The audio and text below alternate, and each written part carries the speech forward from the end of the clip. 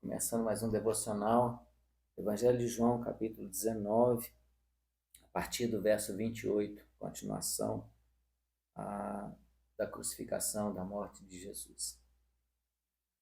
Mais tarde, sabendo então que tudo estava concluído, para que a Escritura se cumprisse, Jesus disse: Tenho sede. Estava ali uma vasilha cheia de vinagre.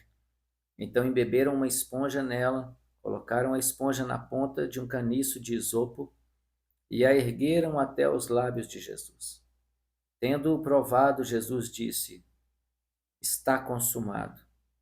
Com isso, curvou a cabeça e entregou o espírito. Era o dia da preparação, e o dia seguinte seria um sábado especialmente sagrado. Como não queriam que os corpos permanecessem na cruz durante o sábado, os judeus pediram a Pilatos que mandasse quebrar as pernas dos crucificados e retirar os corpos. Vieram então os soldados e quebraram as pernas do primeiro homem que fora crucificado com Jesus e em seguida as do outro. Mas quando chegaram a Jesus, constatando que já estava morto, não lhe quebraram as pernas. Em vez disso, um dos soldados perfurou o lado de Jesus com uma lança, e logo saiu sangue e água. Aquele que o viu, disso deu testemunho, e o seu testemunho é verdadeiro. Ele sabe que está dizendo a verdade. E dela testemunha para que vocês também creiam. Então, João está dizendo que ele testemunhou, que ele estava lá, que ele viu e que o testemunho dele é verdadeiro. Realmente as coisas aconteceram dessa forma. Então, Jesus realmente estava morto. Verso 36. Essas coisas aconteceram para que se cumprisse a Escritura. Nenhum dos seus ossos será quebrado. E como diz a Escritura em outro lugar, olharão para aquele que transpassaram. Então, nenhum dos ossos de Jesus foi quebrado e ele foi transpassado por uma lança. Verso 38. Depois disso, José de Arimateia pediu a Pilatos o corpo de Jesus. José era discípulo de Jesus, mas o era secretamente, porque tinha medo dos judeus. Com a permissão de Pilatos, veio e levou embora o corpo. Ele estava acompanhado de Nicodemos, aquele que antes tinha visitado Jesus à noite. Nicodemos levou cerca de 34 quilos de uma mistura de mirra e aloés. Tomando o corpo de Jesus, os dois o envolveram em faixas de linho com as especiarias de acordo com os costumes judaicos de sepultamento. No lugar onde Jesus foi crucificado havia um jardim, e no jardim um sepulcro novo, onde ninguém jamais fora colocado. Por ser o dia da preparação dos judeus e visto que o sepulcro ficava perto, colocaram Jesus ali. Então, José de Arimateia e Nicodemos, que tinham ouvido as palavras de Jesus, que eram fariseus, que eram líderes religiosos, que serviam à religião judaica, eles deram ouvidos e se converteram ao Senhor. E acreditaram que Jesus era o Cristo, o Salvador, o Filho de Deus.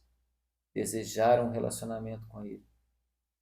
Por causa da posição, por causa da sociedade, por causa da situação onde eles estavam, eles ficaram como que secretos.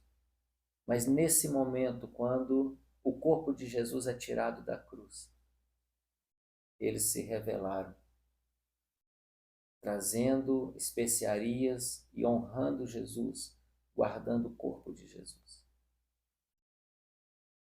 envolvendo ele no lençol de linho, cedendo o sepulcro para que ele fosse sepultado.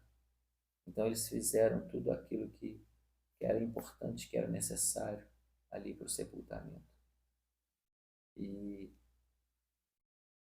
é isso, como pessoas que tiveram uma experiência com o Senhor, tiveram um encontro com o Senhor. Algo precisa ser mudado. E no caso deles, já tinha uma mudança no coração, já tinha uma mudança no espírito. E agora eles estão se expondo diante de todos para dizer que eles acreditavam em Jesus. Esse é o capítulo 19 do Evangelho de João, e esse é o nosso devocional dessa manhã. No verso 30, Jesus disse: está consumado, ou tetelestai. O que é tetelestai? Tetelestai era escrito na porta da cela de um prisioneiro, quando esse ganhava sua liberdade, quando esse terminava de pagar sua pena. Então, quando o preço terminava de ser pago, eles escreviam na porta da cela tetelestai, e aquele preso não estava mais ali. Quando Jesus ele diz tetelestai ali no alto do Calvário, ele está dizendo: o preço foi pago, está consumado. Ou seja, está resolvido o problema do pecado. Vocês só precisam continuar crendo em mim, porque o Espírito Santo vai fazer uma obra dentro de vocês, de arrependimento, de fé, de transformação. Glória a Deus. Glória a Deus. Deus abençoe a sua vida, o seu dia. Que você permaneça na presença do Senhor, honrando e adorando como Ele é digno de ser adorado. Deus te abençoe, em nome de Jesus.